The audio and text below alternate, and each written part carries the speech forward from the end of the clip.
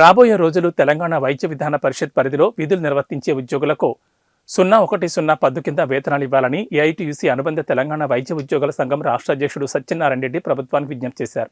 TVVP ప్రాంగణంలో union రాష్ట్ర ఉపాధ్యక్షుడు వీరేష్ బాబు, రాష్ట్ర కార్యదర్శి అమృతరావుతో కలిసి నిర్వహించిన మీడియా సమావేశంలో సత్యనారాయణ రెడ్డి మాట్లాడుతూ, టీవీవీపీ పరిధిలో విధులు నిర్వర్తించే ఉద్యోగులు సమస్యల కోసం దీర్ఘకాలంగా తమ యూనియన్ చేస్తున్న పోరాటాలతో అనేక సమస్యలు పరిష్కారమయ్యాయని, రాబోయే రోజుల్లో టీవీవీపీ పరిధిలో పనిచేసే ఉద్యోగుల కోసం పోరాటాలు చేస్తుందన్నారు.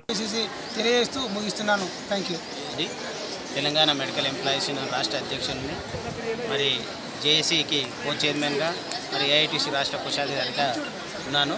మరి ఈరోజు కొంత బాధాకరమైన, కొంత సంతోషకరమైన, ముఖ్యంగా 317 అమలు చేయకపోవడం వల్ల ప్రమోషన్లకు అందరూ కూడా సిద్ధంగా ఉండి 5 సంవత్సరాల నుంచి వెయిట్ చేస్తున్నారు. మరి వాళ్ళందరూ కూడా ప్రమోషన్లు కావాలంటే ఖచ్చితంగా కొత్తగా నూతనంగా జిల్లాలు జోనాలు ఏర్పడ్డాయి కాబట్టి ఉద్యోగులను అందరినీ కూడా మనము ఖచ్చితంగా జిల్లాల జోనల్ అలాట్మెంట్ చేయాలి. కాబట్టి చేసిన తర్వాతనే ప్రమోషన్ చేయాలని ప్రభుత్వ ఆదేశాలు ఉండడం వల్ల మనం ఖచ్చితంగా 317 అమలు కోసం ఈరోజు కూనుకోవడం జరిగింది. దీనివల్ల కొంతమంది ఉద్యోగులకు స్థానికత కోల్పోయి వేరే జోన్లో కూడా అలాట్మెంట్ చేయడం జరిగింది గవర్నమెంట్. మరి కమిషనర్ పరిధిలో మేము చేయలేమని చెప్పినా కూడా గవర్నమెంట్ అందుకు ఒప్పుకోకుండా ఖచ్చితంగా ప్రతి జోన్లో కూడా జిల్లాలో కూడా 30% ఖాళీలు ఉండాలి. కాబట్టి ఎక్కడైతే ఎక్సెస్ ఉన్నారో మిగతా జోన్లకు మేము కేటాయించక తప్పదు. అట్లా చేస్తేనే ఈ 317 అమలు చేసిన విధంగా అయితే అని చెప్పి ఖచ్చితంగా చేయవలసి వచ్చింది. దీనిపైన కూడా మళ్ళీ మేము ఒక సెల్ ఓపెన్ చేసి వైద్య విధాన పరిషత్తులో ఎవరికైతే నష్టం జరిగిందో వారి తరఫున జేఏసీ ఖచ్చితంగా ముందుండి, మరి నష్టం జరిగిన వారికి కూడా మా జేఏసీ తరఫున ఖచ్చితంగా మేము పోరాడతాము.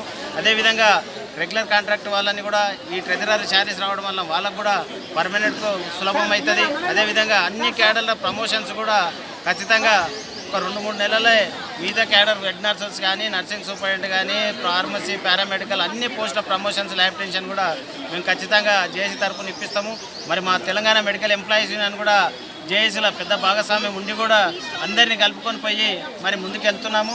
మరి ఖచ్చితంగా ఏ సమస్య ఉన్నా వైద్య విధాన పరిషత్ ఉద్యోగుల సమస్యలని మేము జేఏసీ ద్వారా, మా తెలంగాణ మెడికల్ ఎంప్లాయీస్ యూనియన్ ద్వారా మేము పరిష్కరించి మరి ముందుకు వెళ్తామని చెప్పి తెలుపుతున్నాను.